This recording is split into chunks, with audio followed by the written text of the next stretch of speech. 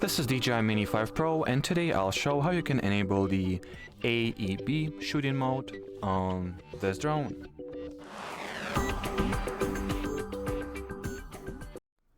So first you will need to obviously enter the DJI Flight interface. Here, look above the shutter button, tap on the icon, you will see there. Make sure that the photo mode is selected, and now simply enable AEB shooting mode. Now select how many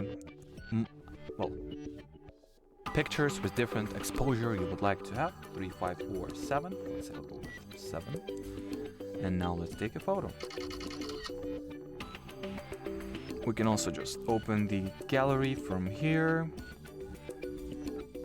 and check out different exposure levels on those pictures. So this one is AEB, 7 photos.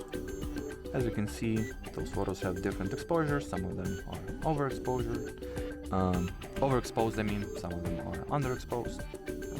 I guess those two should have the perfect normal exposure required for the best possible shot. Anyway, as far as this short video goes, that'll be it. So thanks for watching, and bye bye.